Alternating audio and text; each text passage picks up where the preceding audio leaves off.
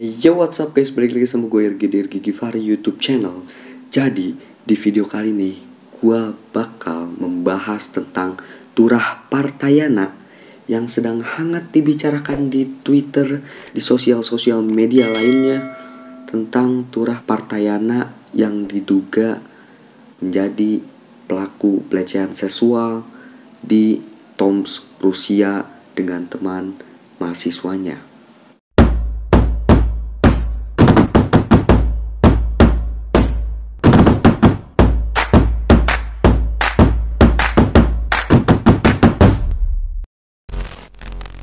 Bahkan kasus ini menjadi trending pertama di Twitter.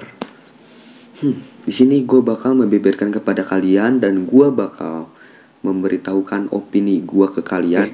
Gue bakal di sini bacain thread Twitter dari libur panjang atau @sandi_sa119.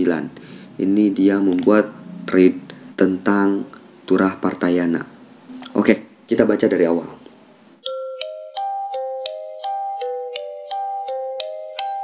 Pelecehan seksual yang dilakukan oleh vlogger @turah partayana. Oh iya, link thread ini bakal gue cantumin di deskripsi bawah. Jadi buat kalian yang mau baca sendiri, silahkan baca sendiri.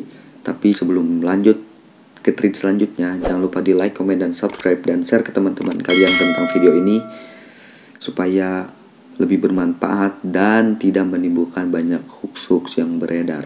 Di sini dia awali dengan bismillah. Ini ada sebuah foto. Ini surat dari Ketua PPI atau Permira Kota Tomsk. Nama korban memang sepakat untuk tidak ditutupi. Oke. Salam, saya yang bertanda tangan di bawah ini atas nama Ketua Permira Tomsk menyatakan bahwa saudara Turah Partayana telah melakukan tindakan pelecehan seksual secara diterencana dan disadari terhadap saudari Jesslyn Abidin atau JJ yang merupakan korban dari pelecehan seksual yang dilakukan oleh saudara Turah Partayana pada hari Sabtu 23 November 2019 di kamar 430 Asrama Parus. Kami seluruh anggota Permira Tomsk mendukung korban secara moral dan telah memberikan sanksi sosial kepada saudara Turah Partayana. Pernyataan ini kami buat secara sadar tanpa paksaan dari pihak manapun. Saya yang bertanda tangan di bawah ini mewakili seluruh mahasiswa Indonesia di kota Tomsk, Rusia. Oke, jadi ini adalah sebuah surat pernyataan dari Ketua Permira Tomsk tentang pelecehan seksual yang dilakukan oleh Turah Partayana kepada Jesslyn atau JJ. Tapi yang gue agak bingung, di sini nama Turah Partayana itu tidak ditulis dengan nama asli. Ingat, Turah Partayana itu bukan nama asli. Dan di sini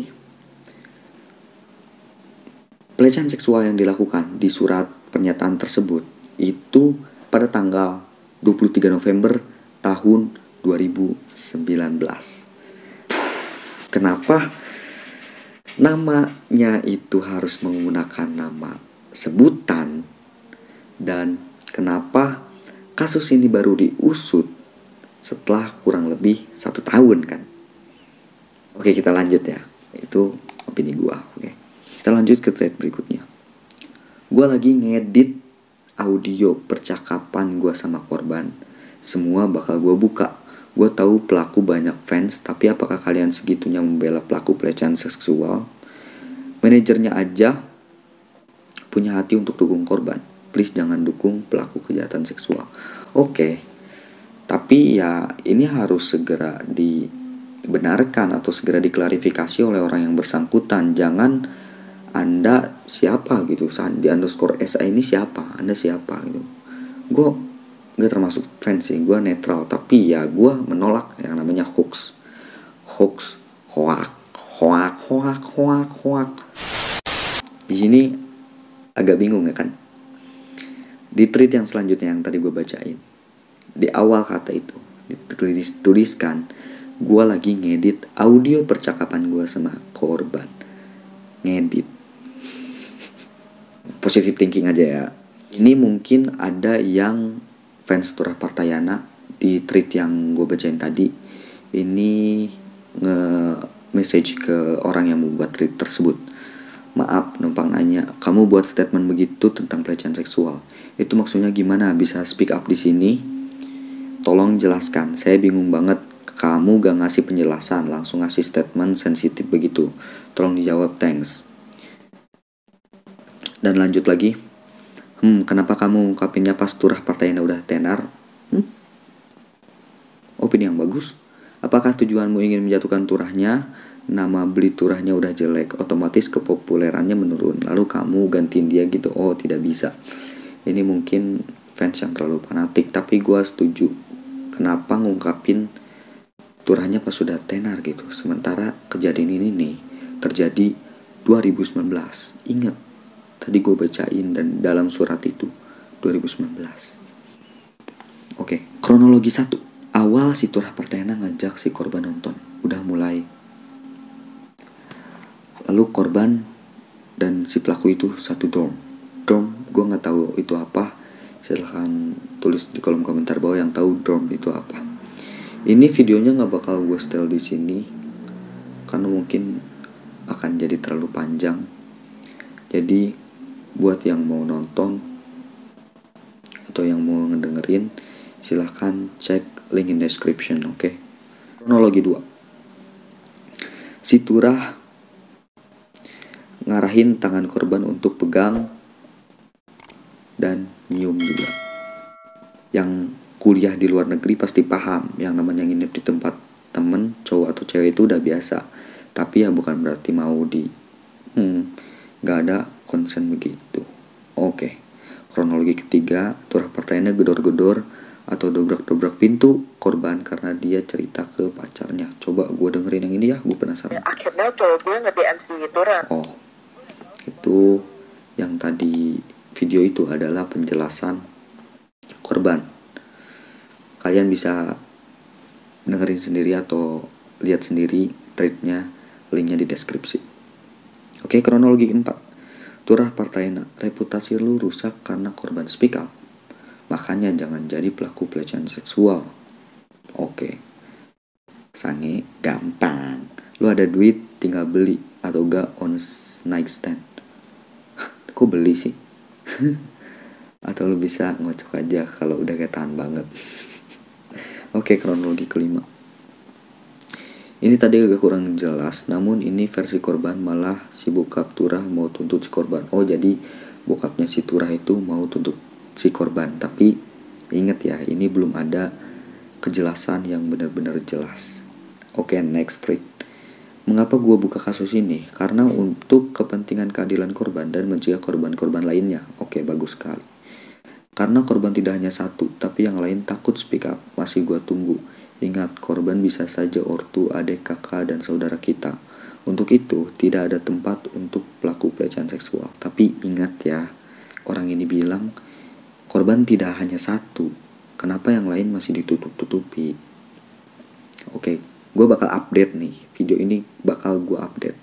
Tulis opini kalian di kolom komentar bawah juga ya. Oke, next. Note 1. Ada percakapan lengkapnya. Nanti bakal gue upload full kalau emang ini dibutuhkan. Oke, nanti bakal gue dengerin kalau misalnya ini emang udah ada. Yang kedua, gue udah bicara dengan ortu korban. Mamanya gak terima. Ya jelas lah, siapa yang terima anaknya dilecehin gitu kan. Gak ada yang terima kayak gitu.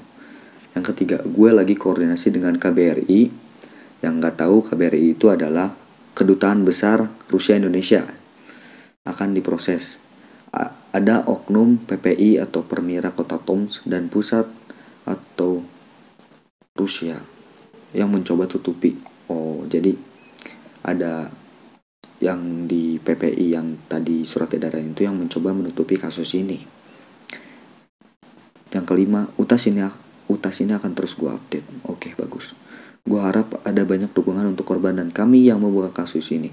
Gue selalu mendukung lu yang membuka kebenaran, yang selalu mendukung kebenaran. Gue selalu dukung lu dan gue selalu dukung untuk korban, biar korban mendapatkan keadilan. Ingat ya, gue enggak membela Turah Partayana, tapi gue di sini berbicara berdasarkan opini gue sebagai netizen. Yang ketujuh, banyak yang nanya kenapa baru di up sekarang, termasuk gue. Oke, ini jawabannya. Gue lagi nyiapin konstruksinya. karena ada yang nutupin untuk tidak keluar dari Toms. Siapa? Ketua PPI-nya sendiri, Gokma. Korban merasa terancam, tidak ada yang belain, dan dia depresi, takut. Bahkan PPI pusat juga nutupin Verlito. Kronologi 6. Jadi si pacar korban dan Turah Partayana berantem. Kacamata pelaku pecah, kacamata si Turah pecah, dan minta ganti rugi maksa. Ini ada video juga, silahkan kalian tonton sendiri ya. Kronologi 7, yang marah mamanya korban. Dimarahin Ketua PPI Permira Tom si Gokma, teman dekatnya Turah Partayana. Oh, jadi ini ada cekcok dari mamahnya korban dengan Ketua PPI Permira Toms, yaitu teman dekatnya Turah Partayana. Gila gak? Korban dilecehin, minta bantuan Ketua PPI, malah ditekan gini. Oke. Gue harap semua orang berani speak up. Jangan takut dengan nama besar pelaku. Iya, berani kalau misalnya ada bukti yang jelas. Sekali lagi mohon berempati kepada korban dengan tidak reply merendahkan, mengejek, dan terkesan selebrasi. Korban baca utas ini, mohon dukungan publik dari korban. Nah, jadi gini ya. Gue sangat berempati kepada korban. Gue sangat mendukung semoga korban mendapatkan keadilan. Kalau memang kasus ini benar, ingat ya, kalau memang kasus ini benar. Tapi karena ini belum kejelasan, gue 50-50. Kalau misalnya memang ini benar, semoga Turah bisa dihukum secepatnya. Semoga korban bisa mendapatkan keadilan. Oke. Thanks buat yang pada DM untuk benerin utas gue. Dan lah. Betul, soal uang gue tegasin bahwa memang ada tekanan ke korban. Ini tidak ada di tweet Jehian. Pertemuan 2, si Gokmanya hanya kasih surat dan minta agar kasus tidak keluar Toms, bukan korban. Pada November 2019, Turah Partayana tidak menyangkal pengakuan pelecehan seksual dilakukan olehnya. Hingga kemarin aku tidak tahu kejadian ini. Tulisan ini disusun berdasarkan hasil percakapan telepon aku dengan Sandi_SA119 Gokma, Ketua PPI Toms, dan Turah sendiri. Berarti dari thread si Jehian PS ini, kasus ini pernah diusut pada November tahun 2019. Cuma mungkin karena Turah Partayana mempunyai kenalan dekat si Gokma, yaitu Ketua PPI Toms, jadi kasus ini tidak diusut. Yang gua pertanyakan, kalau misalnya pada November ini kasus ini pernah diusut, kenapa tweet ini tidak dibuat pada November 2019 itu? Oke, ini tweetnya sudah selesai.